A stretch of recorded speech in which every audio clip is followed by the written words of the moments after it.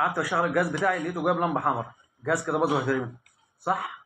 لا يا حبيبي، الجهاز مش هيترمي ما تقلقش. الجهاز عندنا دلوقتي حاجه من الاثنين، يا باور تمام وهنعمل له دلوقتي نقيس الاعطال بتاعته ونشوف الدنيا فيها ايه ونقول لكم، يا اما عندنا دلوقتي اي سي الاشاره، مفيش بعدهم حاجات تانية. صل على محمد، صل على محمد، صل على محمد. الباور واي سي الاشاره. بعد كده بعد ما نشوف بقى لو شحن فلاشه او حاجه زي دي بنطلعها ونشتغل فيها مفيش اي مشكله. لكن احنا دلوقتي اهم حاجه ربنا يكرمنا ونبعد عن ده، عشان ده المدبر بتاع الجهاز كله اللي هو البروسيسور. البروسيسور ده لو فيه مشكله او خلاص جاب اخره خلاص الجهاز نفسه بيترمي.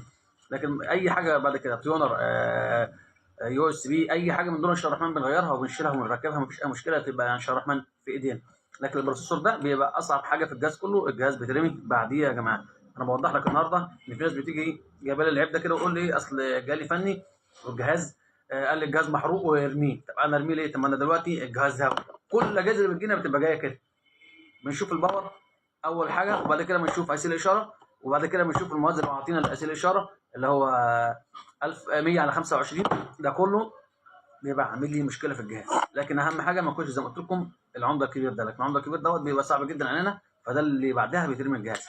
لكن احنا دلوقتي بنتعامل اديك شايف بنتعامل مع حاجه صغيره جدا. هتقول لي الجهاز ده جايبه غالي، الجهاز جايبه كوري، الجهاز جايبه هندي، كله يا جماعه بورده واحده اهي. لو انا طلعت لك البورده دلوقتي اللي شغال عليها كلها اهي، بورده صغيره وبورده كبيره ماشي على عيني وعلى راسي مسؤول، لكن هي في الاول وفي الاخر بورده يا جماعه فيها ايسيات وفيها مقاومات وفيها حاجات من دي بتبقى يعني ضعيفه. فعشان بقول لك كده لو انت مش هتسمع حاجه بالليل ولا حاجه افصل الجهاز عن الكهرباء وريح دماغك وشيله عشان خاطر تعرف تحافظ على الحاجه دي، لان الحاجات دي بتبقى مهما كانت جودتها برضه بيبقى فيها مشاكل يا جماعه بتحصل لها. وبناء على كده اهو جاي لي الجهاز ده على فكره خامه ممتازه جدا. الجهاز ده يا جماعه لو نقارن ده بده، بصوا يا جماعه ادي الظهر بتاع الجهاز مكثفات في حاجات عاليه تمام. لو هنقارن البورده بالبورده بصوا انتوا احكموا بنفسكم، ادي البورده من البورده.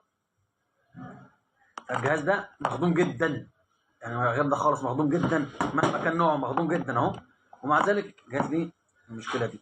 انا بقول لك يعني ما تعتمدش بقى على كده اعتماد الكليه ان انا الجهاز بتاعي حاجه عاليه وحاجه مش عاليه، لا يا جماعه كلها بورده واحده اهي وزي ما انتم شايفين. اول ما افصل كده فصلت اللمبه الحمراء يبقى انا كده عندي اللمبه الحمراء جاني من عندي المشكله اللي هو الجزء دوت يعتبر اللي هو بتاع الكهرباء. هنشوفه بعد كده ان شاء الله الرحمن. الفيديو الجاي هقول لكم الاعطال اللي هي بتبقى دايما انا بقولها دلوقتي بيبقى جزء الكهرباء يا جماعه مع بعد كده بنشوف بقى السوفت وير والفلاش والحاجات من دي لو هتشحن، بس بعد ما نشوف نقيس الفلتات ونقيس الحاجات من دي.